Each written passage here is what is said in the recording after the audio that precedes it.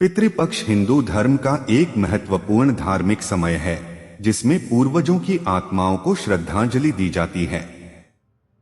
यह पक्ष भाद्रपद माह की पूर्णिमा से शुरू होकर आश्विन माह की अमावस्या तक 16 दिनों तक चलता है। इसे श्राद्ध पक्ष के नाम से भी जाना जाता है। पितृपक्ष का उल्लेख हिंदू धर्मशास्त्रों में मिलता है, जिसमें इसे पूर्वजों के प्रति श्रद्धा और सम्मान व्यक्त करने का अवसर माना जाता है। पितृपक्ष का महत्व हिंदू धर्म में अत्यधिक है। यह समय पूर्वजों की आत्मा की तृप्ति और मोक्ष के लिए समर्पित होता है। यह माना जाता है कि पितृपक्ष के दौरान पूर्वज पृथ्वी पर आते हैं और अपने वंशजों से श्रद्धा, तर्पण और दान की अपेक्षा करते हैं। पितृपक्ष में किए गए श्राद्ध कर्म का उद्देश्य पूर्वजों की आत्मा की शांति और संतोष प्राप्ति होता है। श्राद्ध की परंपरा ऋग्वेद, उपनिषद और पुराणों में विस्तृत रूप से वर्णित है। हिंदू धर्म के अनुसार मनुष्य 3 प्रकार के ऋणों में बंधा होता है: देव ऋण, ऋषि ऋण और पितृ ऋण। पितृ ऋण से मुक्ति पाने के लिए पितृपक्ष में श्राद्ध कर्म करना अनिवार्य माना गया है। पितृपक्ष का आरंभ भाद्रपद माह की पूर्णिमा से होता है, जिसे पूर्णिमा श्राद्ध कहा जाता है। इसके बाद प्रत्येक तिथि को श्राद्ध किया जाता है, जिसे तिथि श्राद्ध कहते हैं। यह क्रम आश्विन माह की अमावस्या तक चलता है, जिसे सर्वपितृ अमावस्या या महालया अमावस्या कहते हैं। इस अमावस्या को सभी पितरों के लिए विशेष रूप से श्राद्ध किया जाता है। श्राद्ध कर्म की प्रक्रिया और विधि हिंदू धर्मशास्त्रों में निर्धारित है। श्राद्ध के समय श्राद्धकर्ता अपने पूर्वजों की आत्मा के लिए प्रार्थना करते हैं और उन्हें तर्पण, पिंडदान और भोजन का भोग अर्पित करते हैं। तर्पण का अर्थ है जल अर्पित करना। श्राद्धकर्ता अपने पूर्वजों की आत्मा की शांति के लिए जल अर्पण करते हैं। यह प्रक्रिया विशेष मंत्रों के साथ की जाती है।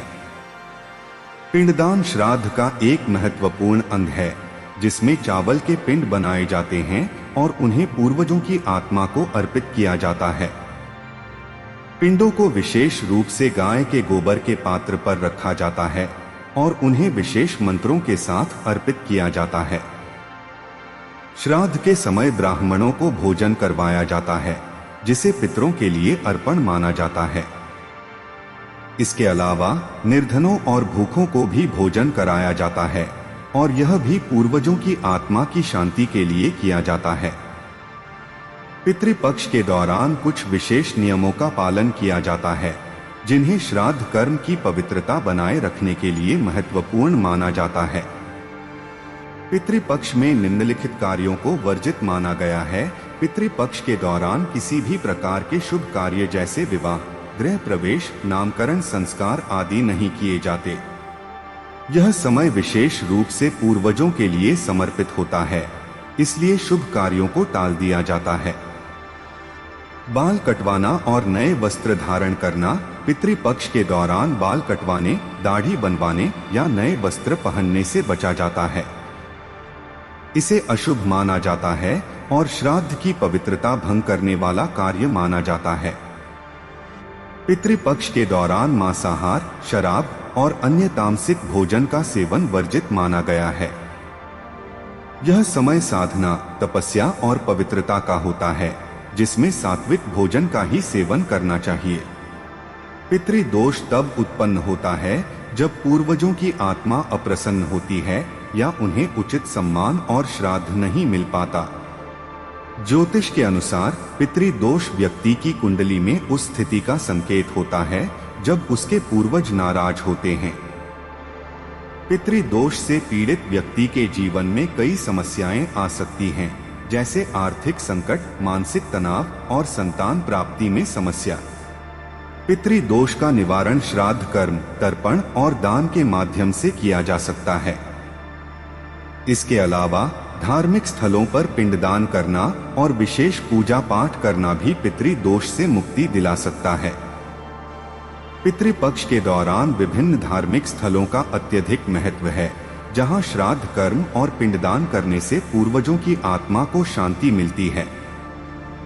भारत में कई प्रमुख तीर्थ स्थल हैं, जहां पितृपक्ष के दौरान बड़ी संख्या में श्रद्धालु आते हैं। इनमें से कुछ प्रमुख स्थल हैं। गया बिहार में स्थित एक प्रमुख तीर्थ स्थल है, जहां पिंडदान करने का अत्यधिक महत्व है। ऐसा माना जाता है कि गया में पिंडदान करने से पूर्वजों की आत्मा को मोक्ष की प्राप्ति होती है। भगवान विष्णु ने स्वयं गया में पिंडदान की महिमा का वर्णन किया है। उत्तर प्रदेश का प्रयागराज भी एक महत्वपूर्ण स्थान है, जहां पितृपक्ष के दौरान श्राद्ध और पिंडदान करने का विशेष महत्व है। गंगा, यमुना और सरस्वती नदियों के संगम स्थल पर पिंडदान करने से पूर्वजों की आत्मा की शांति मानी जाती है। वाराणसी में भी पितृपक्ष के दौरान बड़ी संख्या में श्रद्धालु श्राद्ध करने आते हैं। यह माना जाता है कि काशी में श्राद्ध और पिंडदान करने से पितरों की आत्मा को परमति प्राप्त होती है। पितृपक्ष से जुड़ी कई कहानियां और धार्मिक मान्यताएं प्रचलित हैं, जो इसके महत्व को दर्शाती हैं। ऐसी ही एक प्रसिद्ध कथा है महाभारत के पात्र कर्ण की। कर्ण जब स्वर्ग में गए तो उन्हें भोजन के स्थान पर सोने के आभूषण मिले। जब उन्होंने इस विषम स्थिति का कारण पूछा तो उन्हें बताया गया कि उन्होंने अपने जीवन काल में कभी अपने पितरों के लिए भोजन का दान नहीं किया। इस पर कर्ण ने यमराज से क्षमा मांगी और पितृपक्ष में पृथ्वी पर लौटकर अपने पूर्वजों के लिए श्राद्ध कर्म किया। तभी से पितृपक्ष में श्राद्ध कर्म का विशेष महत्व माना गया है। पितृपक्ष के दौरान दान का अत्यधिक महत्व है। दान को पितरों की आत्मा की शांति के लिए किया जाता है। पितृपक्ष में किया गया दान पूर्वजों की आत्मा को संतुष्ट करता है और श्राद्धकर्ता को पुण्य की प्राप्ति होती है। इस समय विशेष रूप से अन्न, वस्त्र, धन और अन्य आवश्यक वस्तुओं का दान किया जाता है। पितृपक्ष के समय ब्राह्मणों को भोजन कराना, गौ सेवा करना और निर्धन लोगों को भोजन और वस्त्र दान करना अत्यंत पुण्यदायी माना गया है। पितरों की आत्मा को तृप्ति के लिए यह आवश्यक है कि श्राद्धकर्ता अपनी सामर्थ्य अनुसार दान करें। पौराणिक कथा के अनुसार जोगे तथा भोगे दो भाई थे। दोनों अलग अलग रहते थे। जोगे धनी था और भोगे निर्धन। दोनों में परस्पर बड़ा प्रेम था। जोगे की पत्नी को धन का अभिमान था, किंतु भोगे की पत्नी बड़ी सरल हृदय थी। पितृपक्ष आने पर जोगे की पत्नी ने उससे पितरों का श्राद्ध करने के लिए कहा तो जोगे इसे व्यर्थ का कार्य समझकर टालने की चेष्टा करने लगा, किंतु उसकी पत्नी समझती थी कि यदि ऐसा नहीं करेंगे तो लोग बातें बनाएंगे। फिर उसे अपने मायके वालों को दावत पर बुलाने और अपनी शान दिखाने का यह उचित अवसर लगा। वह बोली, आप शायद मेरी परेशानी की वजह से ऐसा कह रहे हैं, किंतु इसमें मुझे कोई परेशानी नहीं होगी। मैं भोगे की पत्नी को बुला लूंगी, दोनों मिलकर सारा काम कर लेंगी।